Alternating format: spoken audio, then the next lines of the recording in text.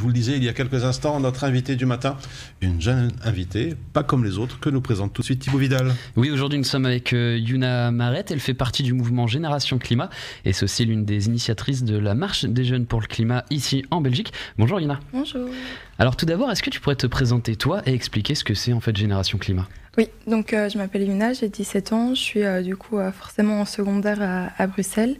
Donc moi je fais partie d'un groupe qui s'appelle Génération Climat, donc c'est un groupe principalement de francophones qui s'est lancé un peu après Youth for Climate dans l'organisation des marches.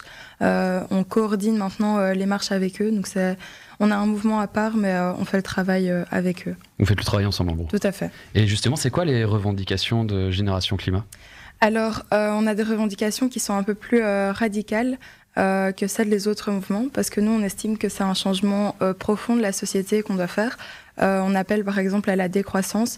Donc, c'est des revendications qui se basent principalement sur... on attaque la société industrielle capitaliste. Donc voilà, c'est beaucoup de revendications qui sont dures parce qu'on part sur un changement de société, ça se fait pas du jour au lendemain, c'est pas en installant quelques éoliennes que ça va forcément se régler. Donc c'est un peu compliqué aujourd'hui de dire tiens concrètement qu'est-ce que vous voulez, parce qu'on peut pas juste dire la décroissance. Ouais, justement, tu pourrais un peu expliquer ce que c'est la décroissance ? En gros, notre système aujourd'hui, c'est un système de croissance, donc c'est-à-dire qu'on veut toujours plus d'argent sur le court terme. Donc on produit tous les jours en quantité énorme sans forcément regarder les conséquences que ces productions ont sur notre environnement. Donc nous, on appelle à arrêter la production, en tout cas fortement la diminuer, ou en tout cas produire, mais de manière beaucoup plus responsable. Donc les grosses usines qui polluent, qui, on le sait, émettent énormément de gaz à effet de serre, pour nous, ça doit plus être possible, ça doit plus être permis. Donc la décroissance, c'est ça. Donc c'est arrêter de produire moins, ou en tout cas en respectant beaucoup plus l'environnement. Est-ce qu'il y a d'autres mesures que justement Génération Climat prône hormis la décroissance ? Par exemple, une mesure concrète, un peu caricaturale, c'est investir beaucoup plus dans les transports en commun. Donc on sait par exemple aujourd'hui pour aller à Barcelone, ça coûte bien plus cher de prendre un billet de train qu'un billet d'avion, alors que quand on regarde les conséquences qu'il y a derrière, le coût que ça a sur l'environnement, c'est énorme de prendre un billet d'avion pour 2 jours, 3 jours, un city trip. Donc nous, si on nous demande une mesure concrète qu'on demande, c'est justement d'investir beaucoup plus dans les transports.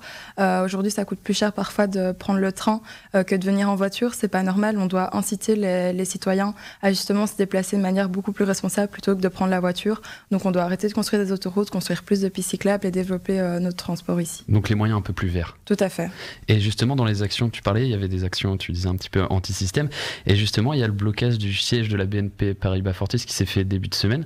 Est-ce que c'est ce genre d'action que vous voulez mener en fait ? Oui, tout à fait. Donc moi aujourd'hui je me rends à Louvain-la-Neuve et on a comme projet de bloquer en fait l'Esplanade, donc il y a un gros centre commercial là-bas.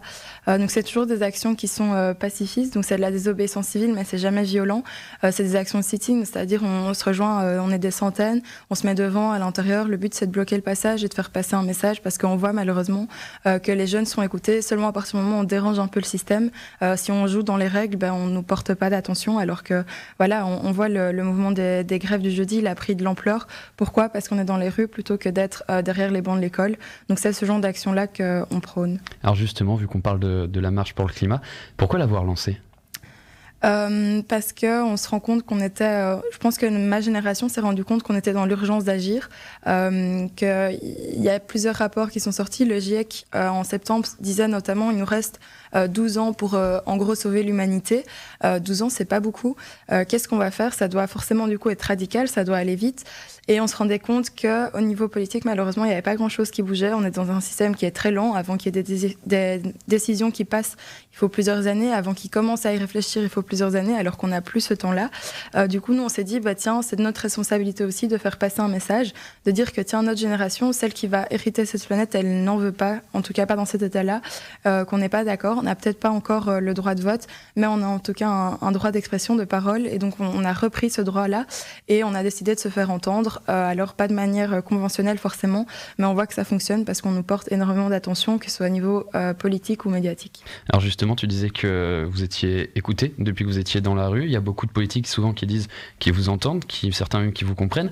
Pourtant, on n'a pas forcément l'impression que les choses changent beaucoup. Au contraire, même au lendemain de la marche pour le climat du 2 décembre 2018, qui avait réuni plus de 65 000 personnes, dont certains politiques qui avaient applaudi cette marche. Eh bien, on voit que dans les faits, il n'y a rien qui a vraiment été fait. Pourquoi, selon toi ? Tout à fait. Donc les politiques, on le sait, sont en campagne d'élection. Il y a des grosses élections, des gros enjeux qui arrivent en mai. Donc pour eux, forcément, c'est de la bonne publicité de dire, bah tiens, les jeunes, on a fait une réunion, je les écoute, je les entends, parce que voilà, ils deviennent, forcément pour eux, c'est tout bénef parce qu'ils sont de plus en plus populaires s'ils disent les jeunes, je les écoute.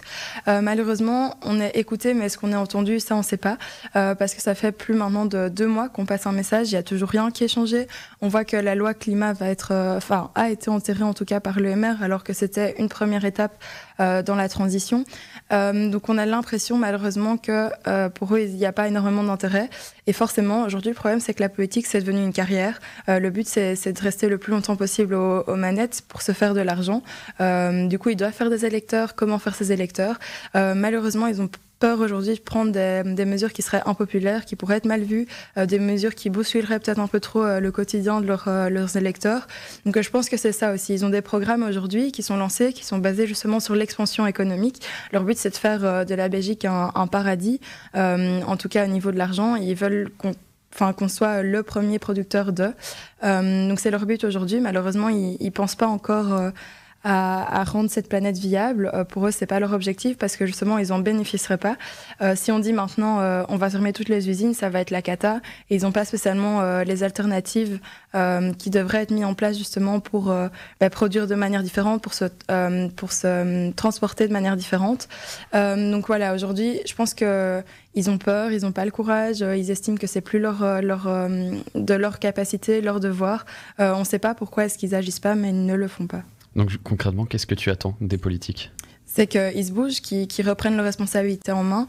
Aujourd'hui, on est dans une démocratie qui est représentative. Ils sont censés justement représenter la volonté de leurs électeurs, et on voit que c'est plus le cas aujourd'hui. C'est une politique qui est peut-être dépassée, une politique à papa. Donc on veut ou bien un autre pouvoir mis en place, un autre système mis en place, ou alors que eux gèrent leurs actions et gèrent leurs responsabilités de manière plus citoyenne, plus démocrate, plus responsable. Alors des comptes rendus que j'ai pu lire, c'est généralement un peu le même discours de la part des politiques.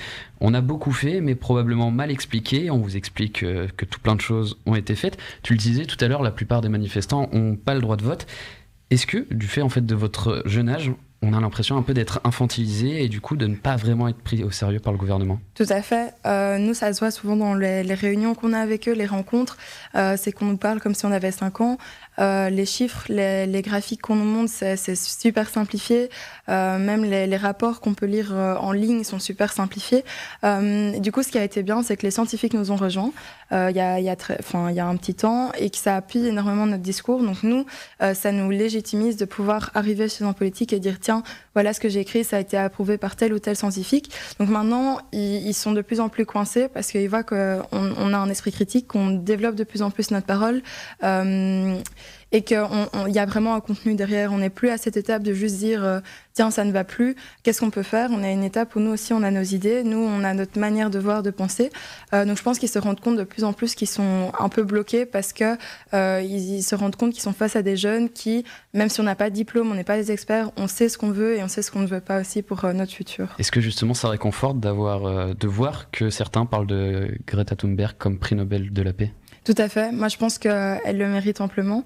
C'est à elle qu'on doit tout ce mouvement. C'est elle qui l'a lancé. C'était la première en septembre. C'était elle qui allait s'asseoir devant son parlement au début toute seule. Puis elle a vite été rejointe par plein de jeunes. Donc, je pense que ce serait une bonne chose qu'elle puisse avoir ce prix pour justement que ce soit plus légitime, qu'on dise tiens, regardez ce qu'on a réussi à faire. Ça a été appuyé, ça a été reconnu et aujourd'hui, voilà, on en est. Alors, dernière question qui, toi, va peut-être te paraître bête, mais que certains ne se posent pas forcément. Pourquoi lutter contre le réchauffement climatique ? Parce que si on continue sur la voie sur laquelle on est, la planète ne sera plus viable. On le voit déjà aujourd'hui, il y a énormément d'espèces qui sont en voie d'extinction ou complètement éteintes.